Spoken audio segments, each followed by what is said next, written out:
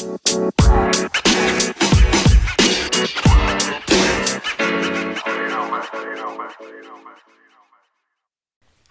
to the Church Brand Guide podcast. My name is Michael Persad. This is the podcast where we want to serve you as your virtual communications director to provide clear communication strategy because we believe that confusion is the enemy of your vision.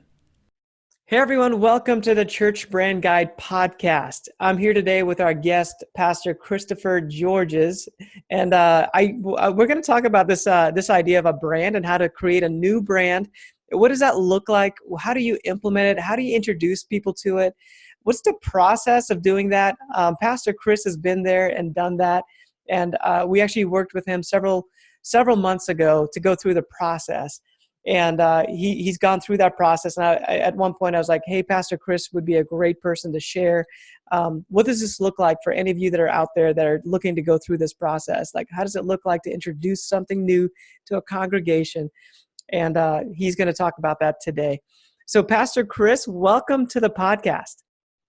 Well, thanks so much, Ryan. Appreciate it. I'm excited, a little nervous, but I'm excited to come out and to kind of share my story with you, and appreciative of you and what you've done for us. It's been tremendous. Thanks. It's been great. Such a great experience to work with you and learn about the church, Fullness Church, and what's going on in the area, what your vision is, and how you want to impact the area that you're in. Why don't you tell the audience a little bit about who you are, and then just a little bit about Fullness Church. Okay. Well, again, my name is Chris Georges. I have been really with my church since I was born, since I was a little kid.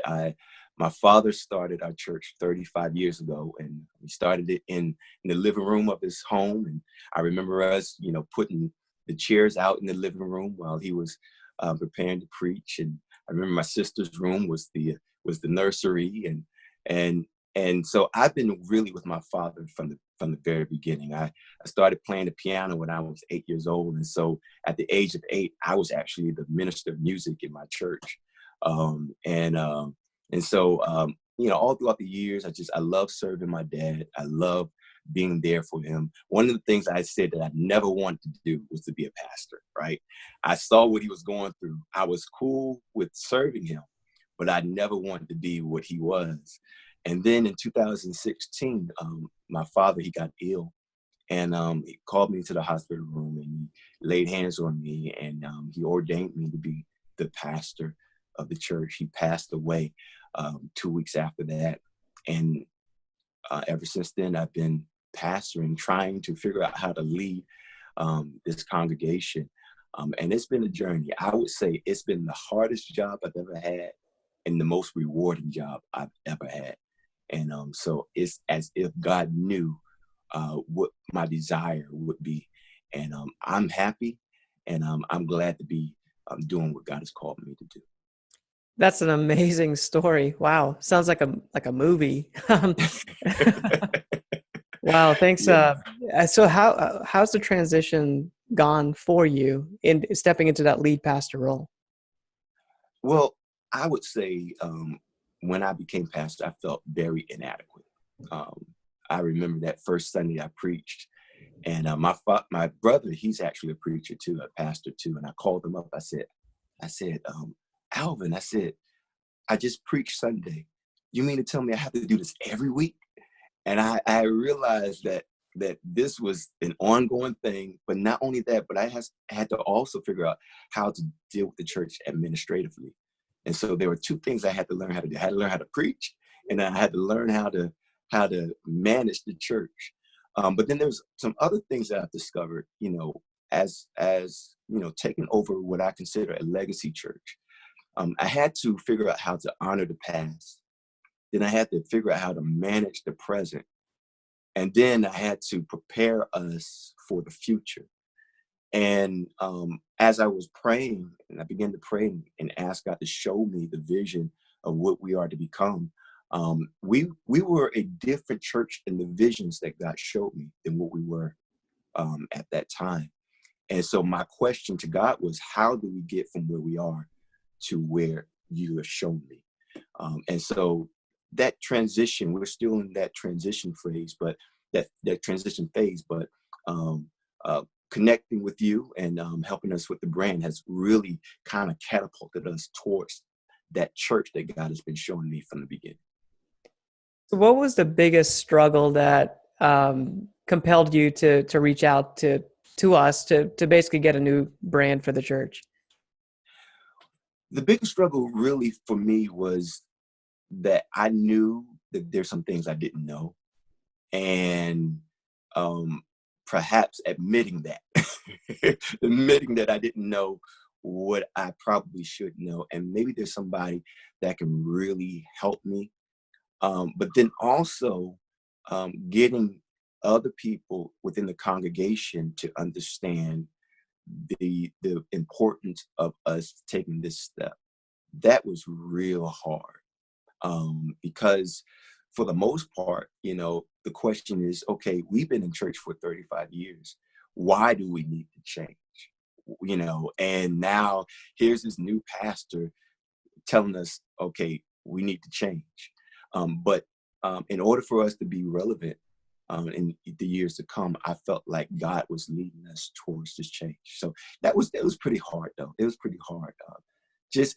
I remember, if you just give me a moment, I remember um, we had artificial plants on our stage. And I remember one day I decided that I didn't want to preach from the jungle. And I took the artificial plants off the stage. And one of the mothers grabbed my arm, and grabbed it tightly and said, "What did you do?" And I said, "Mother, what do you mean?" She said, "You took the plants off the stage. You can't do that." And I realized I wasn't in Kansas anymore, and that some of the changes that I had to make, I had to be strategic, and I had to kind of, even in sometimes, some moments, take it slow, and that's hard too, knowing that there's a place that you want to go, you want to get there fast, but taking your time because you don't want people to kind of fall off the wagon.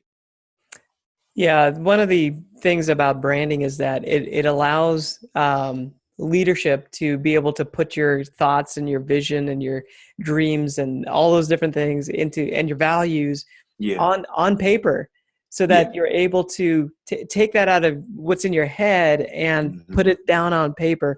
So that was one of the really cool things about working with you, maybe 6 months ago now, is that we were able to, help you take that passion, that vision, what you wanted to create, hmm, and help you document it. yeah, So that the result is that you're able to share that with other yeah, people. That's yeah, that's the hope on my end. That's the hope to yeah, take your vision and the passion and what God has given you for the future, and then be able to share that with other people. So, what are some of the results that you've seen, I guess, since then? Like, what does that look like to take that brand that we mhm. documented and put that out there for people?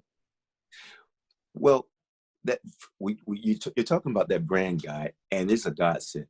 And so, what that brand guide for us has been, it's been a tool that has caused us to, first of all, have focus.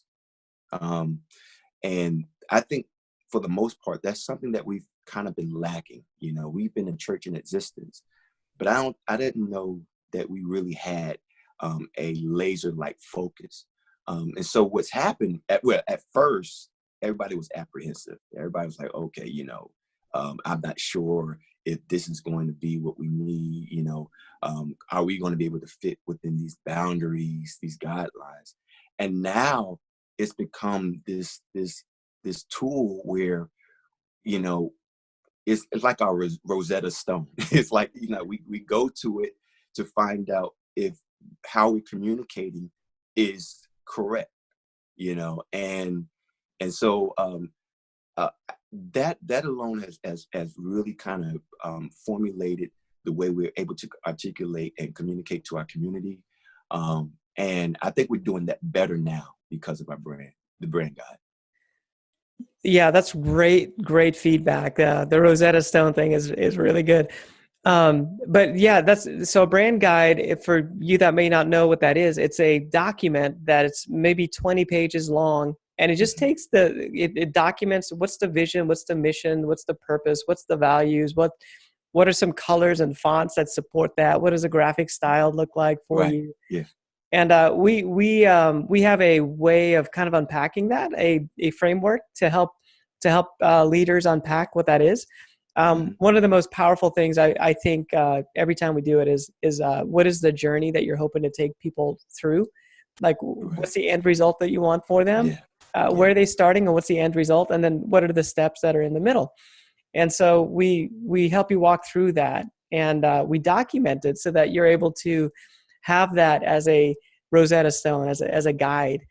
Let's do a little bit of a reset. What type of church is Fullness Church? Can you explain what Fullness Church is like?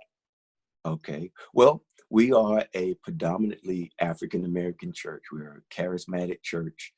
Um, Again, we've been in existence for 35 years. Um, we are a multi-generational church. So we have infants and we have grandparents and in some cases, great grandparents. I'm right in the middle, right? So I'm trying to figure out how to balance that out between the youth and the older ones. But we are a loving church, and we are a growing church. And you know, one of the sentiments, a lot of people when they come to our church, they say when they come to our church, they actually feel love, and they don't get that everywhere. And so, you know, I'm so proud of our church. I'm proud of the journey that we have gone through, but I'm also proud of where we're going to go. Yeah, that's great. We've applied this to all different types of Hmm. churches, and Yeah. it just works. It just helps get clarity, Yep. like you said. It's about being laser focused. So I talked specifically about the describing a journey that you might have for people, and part of that process is discovering a language or implementing a language, a way of talking that everybody can say the same things Yeah. and be able to know what we mean when we say that. Um, Yeah. so as a leader, you're able to basically duplicate yourself Hmm. a little bit more easy because it's not just in your head; it could be in other people's minds as well. Yeah. So I don't know. Is there any insights that you can give of how maybe you've used some of that to make some decisions or tweak some things around the church in the last several months? Well, I would say this. Well, right now, what we're doing, and God blessed us because because of our growth, we're able to have some resources to do some of the tweaks that you're talking about throughout the church. This is what we're getting ready to do. We're getting ready to strip down our hallway and simply put up um, the our culture, on the wall, pictures and the different phrasings that we're picking out from the brand guide, just so that we can actually um, give people something to actually see on a consistent basis, and they can actually be reminded this is who we are, this is what we do as a church, you know this is what we do to reach our community. um, we are getting ready to change our carpeting. It's something small, but it's real big. So with changing our carpeting, one of the questions that was asked is, what color are we going to change the carpet to? Well, now we got a brand guide. So we can go and we say, look, let's pick these colors out. We're getting ready to change our church sign in the front of the church, our marquee.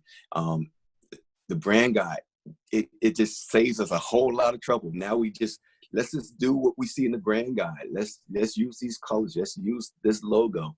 Um, and so those little tweaks, those little things, that brand guide's really helped us. It really helped us, and it's helping us. And I'm just excited. We created T-shirts with the logos and stuff. I mean, it's crazy. It's awesome. Everybody's been really, really, really now excited about. Okay, we have new T-shirts. We have a new church. We have new decoration things that are happening in the church. It's real. There's an excitement. I wish I could express to you the excitement that's happening in our church. Even within the last 4 weeks, it's just been crazy. Can you tell us what you did to introduce some of this? Like, how did you unpack some of this to your team? Yeah. So I shared with you earlier that some change I had to do slowly. Um, I wanted to go a little faster, but I felt like God was pacing me. And one of the first things I did is I had these major conversations with some leaders. The first one that I really had to talk to was my mother, right? And so I sat across the desk from her, and I began to share with her. I said, Mom, look, this is what I believe God is telling us to do as a church. And I'm even believing that God is telling us to change our name from Fullness of the Spirit Ministries to Fullness Church. What do you think about that? And I was prepared for, for, for something, that was going to make me brace myself. But she said, you know what, I can see us doing that. And I knew that her being in my corner was going to make everything else easy. The second conversation I had was with my family, because my dad started the church. And so my brother and my sister, they were a real big part of the church. So I had sat across the kitchen table with them, and I began to talk to them about it. And then I began to talk to our elders in the church. Then I began to talk to several of the influencers that are in the church. A lot of the younger ones, they were really excited. They couldn't wait. The older ones, they were a little apprehensive, but I think there was a sense of, I think internally they knew that something needed to happen. And so they were trusting me. And then I began to kind of preach it across the pulpit to the congregation, and begin to kind of preach about our vision, and about what we do as a church, and the people who we're trying to reach as a church. That took some months. It took longer than I thought it was going to take, because every time I said, okay, now God said, no, not yet. And so I was really, waiting on God to release us to go and just turn the switch. And when he released us to do it at just the right time. I think our church was really ready for it. How was I able, or just our team in general, how were we able to help you in this process? Repeat that one more time. How was I and my team? How were we able to? So I guess where I'm just, Yeah, we take it for granted what we do, yeah, but yeah. I'm just wondering, from your perspective, how were we able to help you with the rebrand, or just Right. help you with this new vision, or help you with the church? Yeah, Like, what did that look like from your perspective? yeah. So um, I realized, you guys helped me to realize that the rebrand was more than just changing the logo and changing the name, right? So um, what you were able to do, you were able to open my mind to really get a full picture of what a rebrand it really is, and how it's not just changing your clothes, but it's actually changing your behavior, right? It's actually um, uh, changing the way you do things in a way that make you more representative of who you are as a church. And so just that alone, you were able to kind of just open my eyes. I was really kind of closed-minded in the sense. I knew there was a need for change. I thought I knew how it was supposed to happen. And then you said, basically, you kind of showed me, well, what about this over here? And I never even considered that over there. And that's when I realized, oh man, these guys actually know what they're talking about, you know? And then the whole idea of even preaching the sermons and the series as it pertained to change, it was you guys who actually told me that that was a good idea to do that. And when I did it, and did it the way you showed me how to do it, it really worked. It really worked. And so I have made a decision to trust you, and I'm going to be honest. Just going to be straight up and be honest. There's some things that I really didn't understand. Um, I actually, there's some things that I looked at and I said, perhaps no, but then I said, I'm going to trust them anyway. And when I did trust you, you actually knew what you was talking about, So thank you so much for that, and for your help and helping me get beyond myself. so I can actually lead our church to change. Oh, thanks for the feedback on that. It's really great. We kind of do what we do, and sometimes we just miss the impact that it has. Yeah, And I really feel like this is a calling, and I don't want to take too much of a deep, moment there, yeah, but yeah, it's always great to just get your feedback of how are we helping you, and how is this stuff able to help the listeners of the podcast, as you look to do something really great, and God has given you a great vision. You put some systems around it and some structure around it, and it just helps you to get a little bit further faster. yeah. You talked about growth being one of the results of this whole thing. Mhm. So can you let us know what that's looked like for you? When I took over the church, we were at around 52, 52 in attendance on a Sunday. Um, since then, we are now at 2 services. Yeah. So that kind of growth, you know, of course, that's nothing but God, because I'm not that smart. I really am not that smart. Um, but um, I would say that when we decided to shift, change the name, change the brand, um, there was a synergy that happened, that caused the people to get excited about their church again. And now people are starting to really share their experiences. They're leveraging their relationships with their friends and bringing their friends to church, which I think is an honor. Anytime you leverage your relationship so that somebody can come and experience your church, I think I count it as an honor.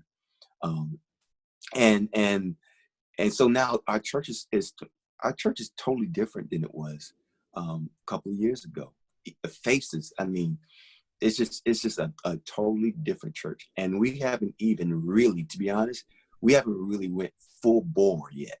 And so I'm almost scared to know what's going to happen when we really become what we are destined to become.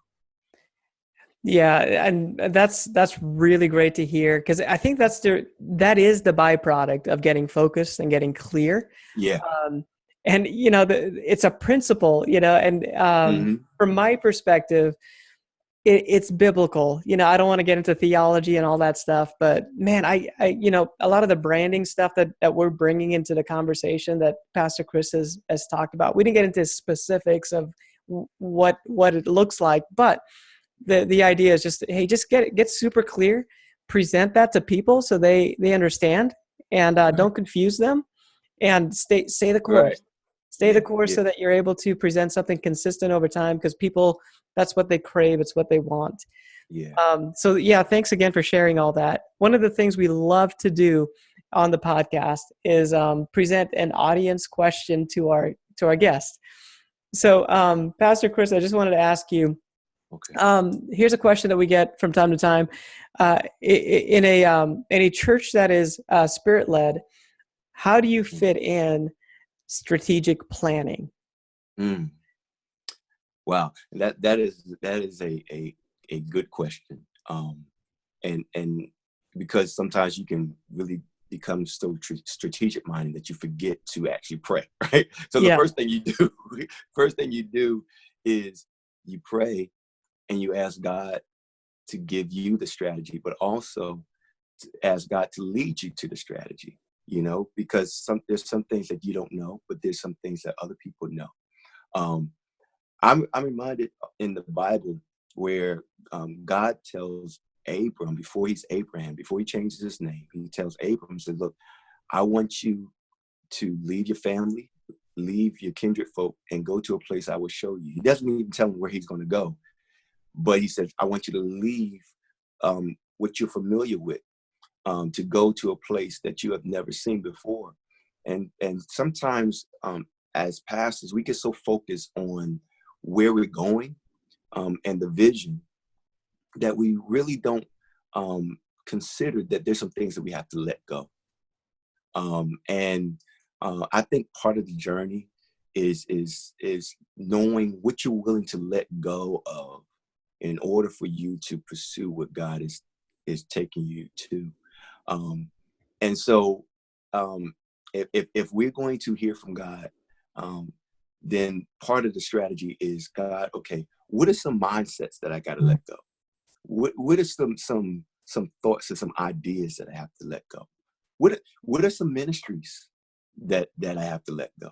You know, and in order for me to go to a place that I haven't even seen yet, but I know that if I walk by faith, it's going to be better than where I am now. Um, I, Perhaps that can help. I'm not sure if that answers the question totally, but you got to start with prayer, and then you got to be willing to allow God to tell you to do things and give and present a strategy, and you actually do them, even if it doesn't seem comfortable. Yeah, that's really good insights on that. And we man, the way I feel about it is that God can help you plan.